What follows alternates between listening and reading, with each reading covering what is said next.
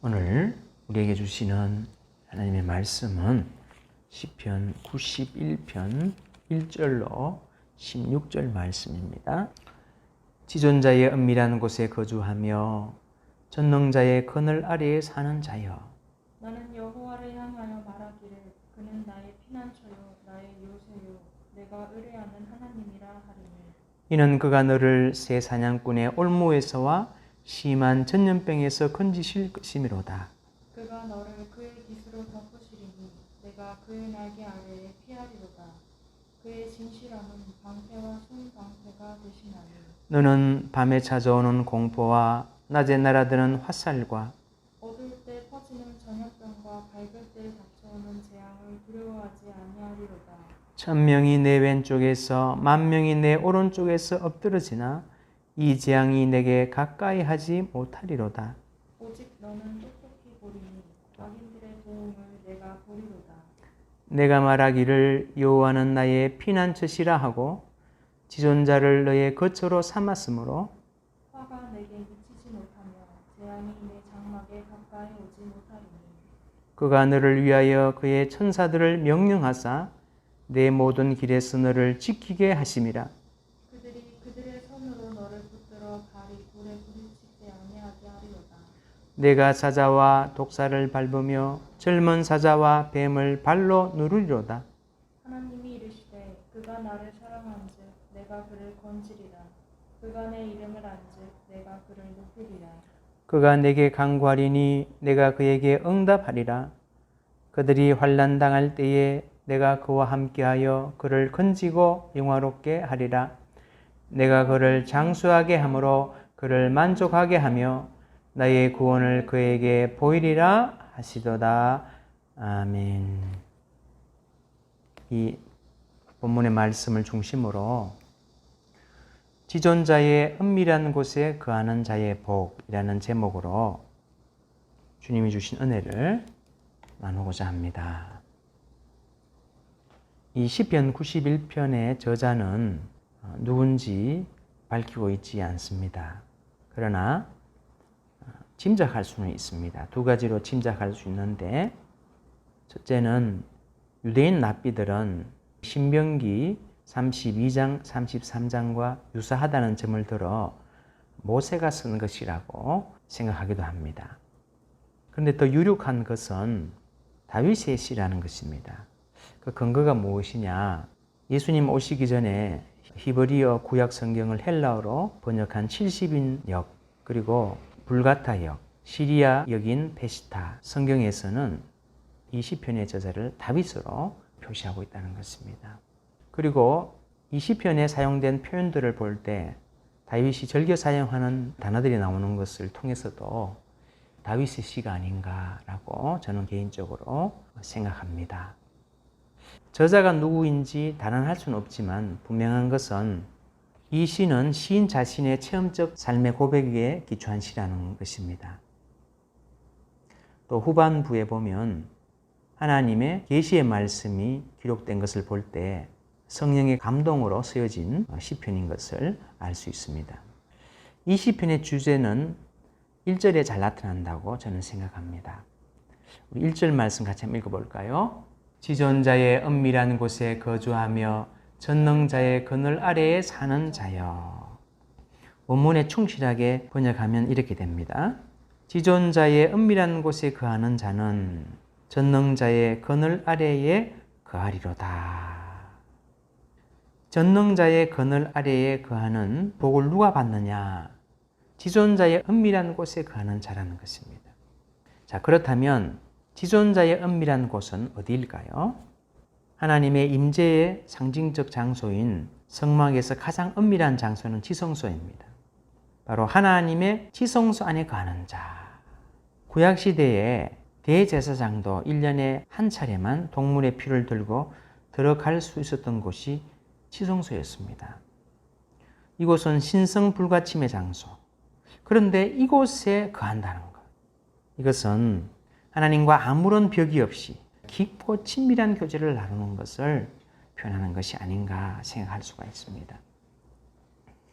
이러한 영적인 삶의 결과는 무엇인가? 그것이 바로 1절의 하반절에 전능자의 그늘 아래 거하리로다. 그늘 아래는 은유적인 표현입니다. 보호, 안위를 받는다는 말입니다. 전능자의 보호와 안위를 받으니 얼마나 완벽하고 충족적인 것이겠습니까? 이 시는 시인 자신의 체험에서 나오는 자기 고백적인 시라는 것입니다. 시인 자신이 하나님과 아무런 벽이 없이 깊고 친밀한 교제를 나누는 삶을 살아보니 그 삶의 결과가 무엇이더라? 하나님의 보호의 그늘 아래 거하는 삶이더라는 것입니다. 2절에서는 이렇게 표현합니다.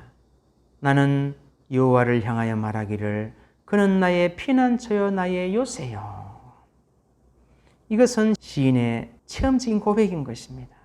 다윗 자신의 험난한 삶의 여정 속에서 하나님은 나의 피난처가 되셨고 요새가 되셨습니다라는 고백인 것입니다. 그렇다면 시인은 하나님으로부터 어떤 보호를 경험했을까요? 그것을 3절로 13절에 걸쳐서 말씀하고 있습니다. 2절에서는 나는 여호와를 향하여 말하기를 주어를 나를 사용했습니다. 그런데 3절부터 13절까지는 일관되게 너를 주어로 쓰고 있습니다. 왜 그럴까요? 자신뿐만 아니라 누구라도 하나님의 은밀한 곳에 거주하는 자라면 누릴 수 있는 복이 이것이라는 것입니다. 이것은 자신만의 특수한 체험이 아니라 하나님과 친밀한 교제를 나누는 사람이라면 너도 전능자의 그늘 아래 사는 자가 될 것이라는 것입니다. 그리고 그렇게 살도록 권면하고 있다고 할 수 있습니다. 자, 그렇다면 시인은 하나님의 어떤 보호하심을 경험했을까요? 3절의 첫 번째 시인의 경험이 무엇입니까? 새 사냥꾼의 올무에서 건지심을 받은 것입니다. 새 사냥꾼은 악한 자들을 의미합니다. 악한 자들은 시인의 시대뿐만 아니라 오늘날에도 끊임없이 존재합니다. 이들은 올무로 은밀히 새를 잡듯이 계략과 술수를 동원하여 무고한 사람들을 공격하고 파멸의 구렁텅이에 빠뜨리는 악한 자들입니다. 전능하신 하나님이 이러한 자들의 강한 팔과 건세로부터 건져 주신다는 것입니다. 이것이 다윗이 체험한 삶의 내용이었습니다. 사울왕이 공권력을 사용해 정예군을 이끌고 새 사냥꾼과 같이 다윗을 잡으려고 10수년간 쫓아다녔습니다. 그런데 어떻게 되었습니까? 하나님이 사울의 올무에서 다윗을 구해 주셨던 것입니다. 둘째로 심한 전염병에서 건지실 것이라고 말씀합니다. 전염병으로 번역된 단어는 말언어라는 뜻을 가지고 있습니다. 6절에 보면 전염병이라는 단어가 나오기 때문에 여기서는 말언어로 번역하는 것이 좋을 듯 합니다. 그래서 70인역 시리아 페시타 성경은 이것을 파괴적인 말이라고 그렇게 해석하고 있습니다. 이 파괴적인 말은 무고한 사람을 참수하여 무너뜨리는 악인들의 비방의 말이라고 할 수 있습니다. 하나님은 이것으로부터 건져 주신다고 말씀합니다. 사울왕은 다윗이 왕위를 노리는 악한 자라고 비방을 했습니다. 그러나 하나님께서는 다윗을 이런 비방에서 건져 주시고 그의 의로움을 이스라엘 전역에 드러나도록 해주셨습니다. 그리고 사울왕 자신도 사무엘상 24장 17절에서 이렇게 말합니다. 너는 나보다 의롭도다. 이러한 파괴적인 말로부터 건져 주실 뿐만 아니라 사울 본인의 입으로 너는 나보다 의롭도다 말하고 있는 것입니다. 4절 하반절에 그의 진실함은 방패와 송방패가 되시나니, 이 진실함으로 번역된 단어는 확실, 신실이라는 의미를 가지고 있습니다. 문맥상 여기서는 하나님의 신실하심이라는 의미로 이해하는 것이 좋을 듯 합니다. 이것은 하나님의 불변하시는 속성입니다. 하나님은 상황에 따라 변하는 믿지 못할 분이 아니라는 뜻입니다. 인간이 처한 어떤 상황과 환경에서도 하나님은 변치 않으시고 약속을 지키시는 분이라는 것입니다. 하나님의 이러한 신실함이 있기에 약 3000년이 지난 지금에도 성도들이 이 시편을 읽으면서 아멘으로 응답할 수 있는 것입니다. 그 이유는 하나님은 상황과 환경에 따라 변하지 않고 지금도 그에게 피하는 자에게 방패와 송방패와 같은 완전한 보호를 제공하시는 신실한 분이 되시기 때문입니다. 5절에 밤에 찾아오는 공포와 낮에 날아드는 화살로부터 구원하신다고 말씀합니다. 여기서 밤과 낮 두 시간대는 삶의 모든 순간을 내포하고 있습니다. 밤에는 밤대로 위험이 도사리고 있고 낮에는 낮대로 위험이 도사리고 있는 것입니다. 이스라엘 백성들의 시대 상황에서 보면 전쟁의 위험이 항시 존재했습니다. 그 당시에 무력만 있으면 약한 나라를 쳐들어가서 빼앗는 것이 당시의 국제 질서였습니다.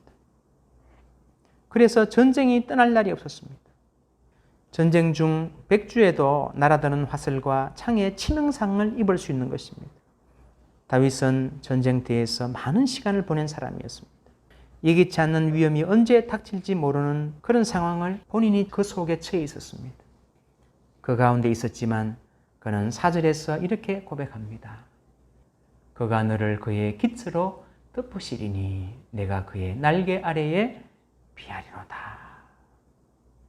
하나님이 깃으로 덮으시리니 내가 그의 날개 아래 피하리로다. 밤에 찾아오는 공포와 낮에 날아드는 그 화살로부터 피하리로다 라고 고백하고 있는 것입니다. 그리고 6절에서 전염병과 재앙을 언급합니다.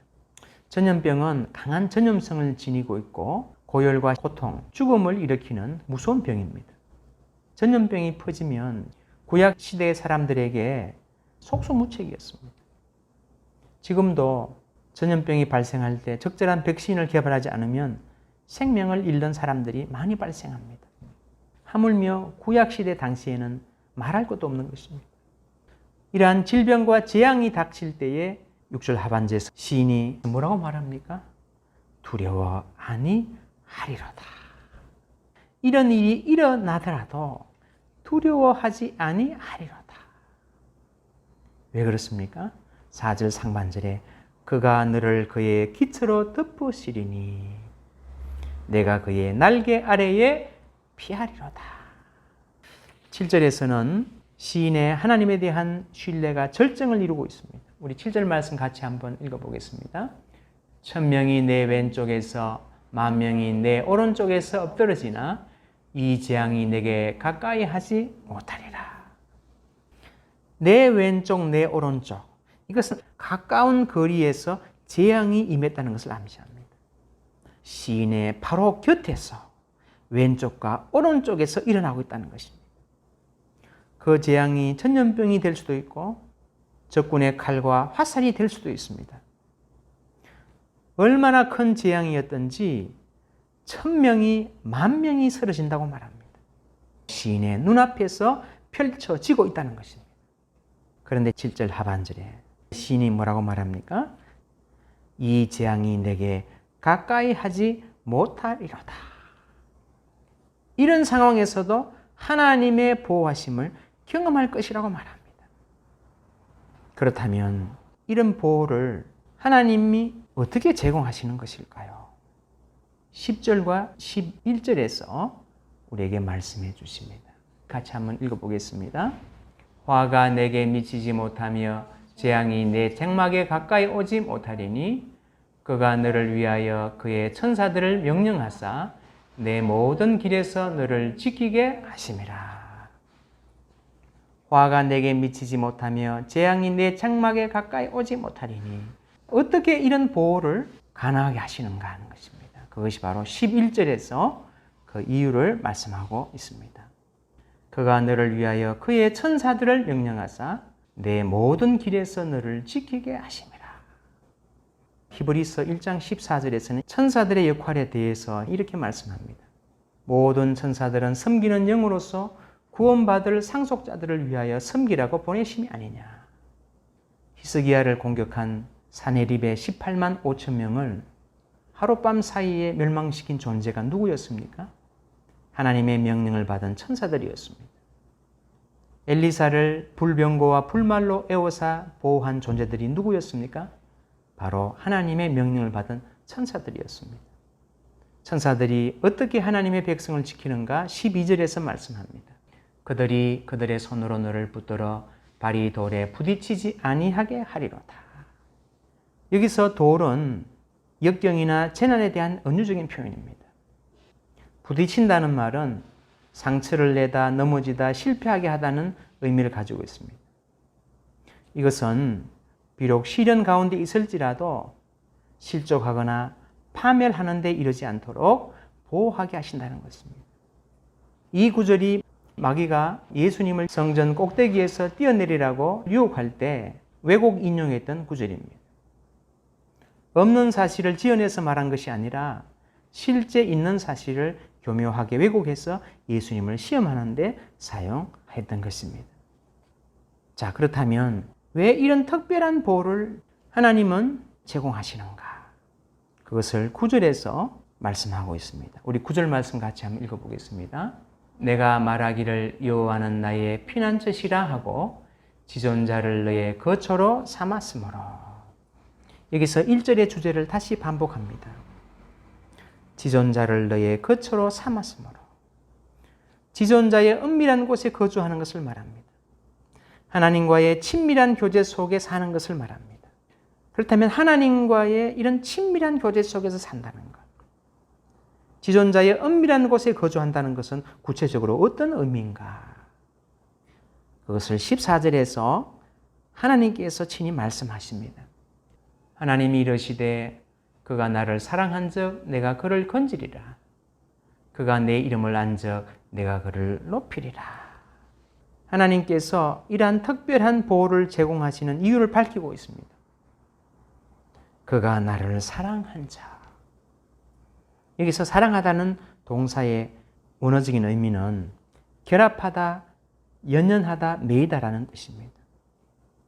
이것은 하나님으로부터 절대로 떨어지지 않으려는 뜨거운 마음을 표현하고 있는 것입니다.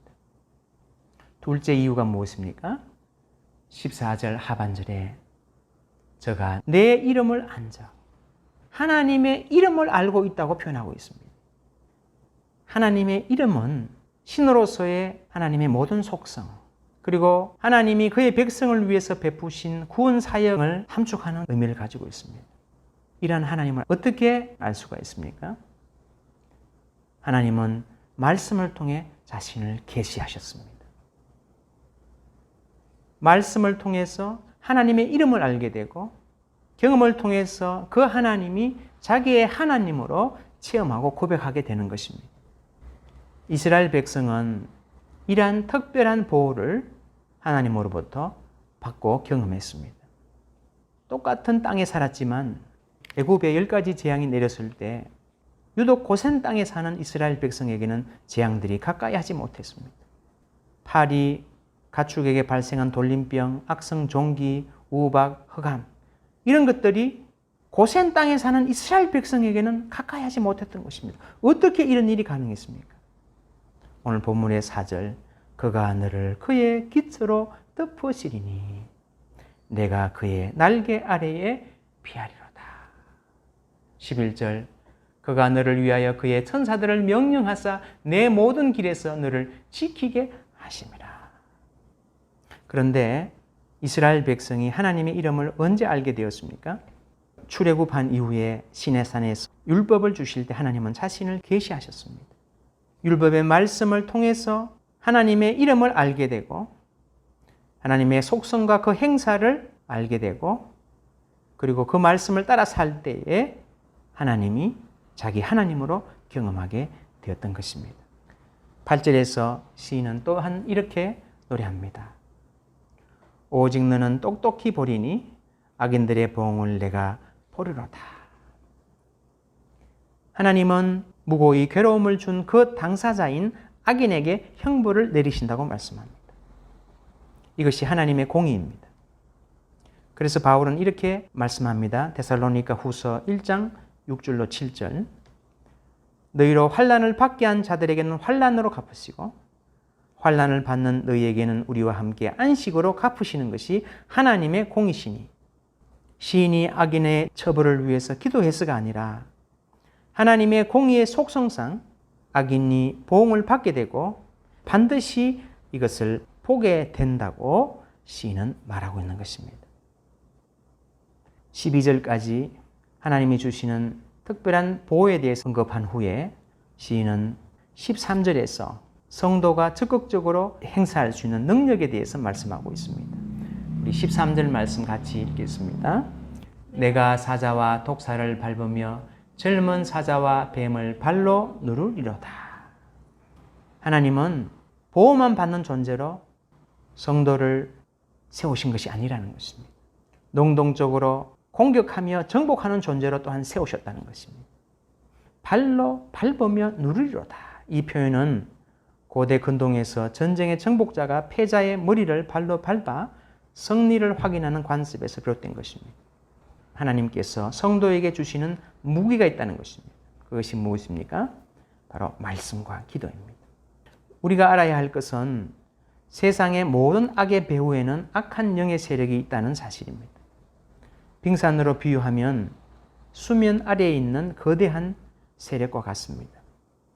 이 영적 세력은 인간이 개발한 최첨단 무기에 꼼짝하지도 않습니다. 이들을 무찌를 수 있는 것은 바로 영적인 무기, 기도와 말씀인 것입니다. 영적인 존재는 영적인 무기로 싸워야 합니다. 이것이 바로 성도의 전신갑주입니다. 기도할 때 하나님이 들으시고 성도의 삶 속에서도 천사를 움직여 사내립의 군대를 물리치는 사건도 일으키시고 엘리사를 보호하는 불병거와 불말을 보내시는 사건을 일어나게 하신다는 것입니다. 그래서 젊은 사자와 뱀을 발로 누르는 역사를 성도가 경험하게 된다는 것입니다. 14절로 16절에서 하나님께서는 친밀한 교제를 나누는 자에게 특별 보호를 제공하시고 뿐만 아니라 더 큰 복을 주신다고 말씀을 하십니다. 세 가지 축복을 약속하고 계십니다. 14절 하반절에 그가 내 이름을 안적 내가 그를 높이리라. 하나님은 다윗을 높이셨습니다. 이스라엘에서 높이셨고 주변 나라에서도 다윗의 명성은 높아졌습니다. 뿐만 아니라 인류의 구속의 역사에서 다윗의 이름을 메시아의 족보의 조상이 되는 높이는 일을 하셨던 것입니다. 둘째 15절에 그가 내게 간구하리니 내가 그에게 응답하리라. 둘째는 기도의 응답의 축복입니다. 여기서 간구하리니 이것은 간절하게 기도하는 것을 말합니다. 성도가 언제 간구를 하게 됩니까? 15절 중반절에 나옵니다. 그들이 환난 당할 때에. 환난 당할 때에 성도는 하나님 앞에 간절히 기도합니다. 간구를 들으시고 그와 함께 하신다고 말씀합니다. 그 환난 가운데서 그와 함께 하시고 그 환난을 이기도록 도와주시고 궁극적으로는 어떻게 하십니까? 15절 하반절에 그를 건지고 마침내 영화롭게 하리라. 셋째 16절 상반절에 내가 그를 장수하게 함으로 그를 만족하게 하며 장수하게 하신다고 말씀합니다. 이것은 앞서 하나님으로부터 받는 특별한 보호와 축복을 경험하게 될 때 자연스럽게 나타나는 결과라고 할 수 있습니다. 심령이 만족을 누리게 되는 것입니다. 오래 살게 되는 것입니다. 장수하게 되는 것입니다. 이 모든 것을 다 아우르는 표현이 무엇입니까? 16절 하반절에 나의 구원을 그에게 보이리라 하시도다. 영육간의 온전한 구원, 총체적인 구원을 그에게 보이리라 하시도다. 결론의 말씀을 드립니다. 오늘 이 시편은 시인의 체험적 고백입니다. 그가 체험한 내용은 하나님의 특별한 보호를 경험한 것입니다. 이것을 시인은 전능자의 날개 아래 거하는 것이라고 표현합니다. 어떻게 이런 보호를 시인은 경험할 수 있었습니까? 9절에 내가 말하기를 여호와는 나의 피난처시라 하고 지존자를 너의 거처로 삼았으므로. 그렇다면 지존자를 거처로 삼는 삶은 어떤 삶일까요? 14절에 하나님을 사랑하는 삶입니다. 여기서 사랑한다는 동사는 하나님께 붙어 있다는 뜻입니다. 그리고 14절 하반절에 그가 내 이름을 안자. 하나님의 이름은 하나님의 속성과 하나님의 행사를 포함하는 말입니다. 어떻게 알 수 있습니까? 하나님이 그분의 말씀을 통해 자신의 이름을 계시해 놓으셨습니다. 이 말씀을 더욱 알게 될수록 하나님의 이름을 더 알게 되는 것입니다. 하나님은 이런 사람에게 특별한 보호를 제공하시고 높이시고 기도에 응답하시고 심령이 만족을 누리게 되는 것입니다. 이것이 시편 73편 28절의 말씀과 같은 맥락입니다. 하나님께 가까이 함이 내게 복이라. 내가 주 여호와를 나의 피난처로 삼아 그의 모든 행적을 전파하리이다. 시인은 이것이 몇 사람만 누리는 특별한 복이 아니라 전능자를 자신의 거처로 삼는 모든 사람의 것이므로 2절에서 주를 나에서 3절로 13절에 너로 바꾸어 하나님을 거처로 삼는 자가 되어 이러한 복을 누리라고 권면하고 있는 것입니다. 여러분과 제가 참으로 하나님을 가까이 함으로, 다시 말해 하나님을 나의 거처로 삼음으로, 하나님을 사랑하고 그의 이름을 알므로 이 시편의 시인 다윗이 경험한 이러한 보호와 축복을 누리며 시편 73편 28절에서 그가 고백했던 하나님께 가까이 함이 내게 복이라. 내가 주 여호와를 피난처로 삼아 그의 모든 행적을 전파하는 복된 삶의 주인공으로 계속 살아갈 수 있도록 주님께서 인도해 주시고 역사해 주시기를 기도합니다. 아멘.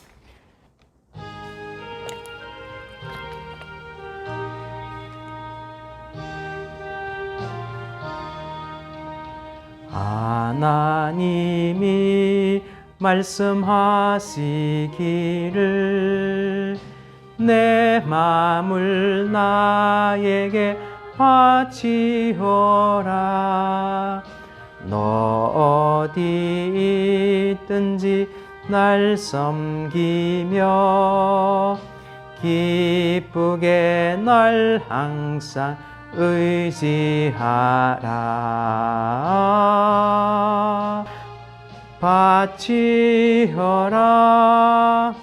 내 마음을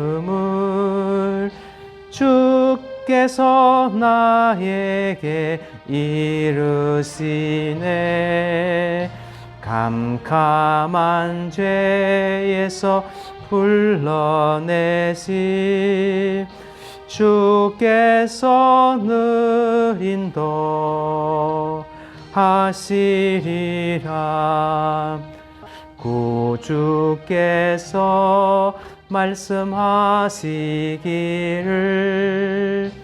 내 마음을 나에게 다 바치고 사악한 죄에서 벗어나며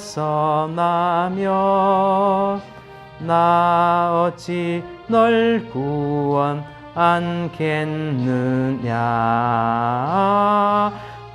바치어라 내 마음을 주께서 나에게 이르시네. 캄캄한 죄에서 불러내시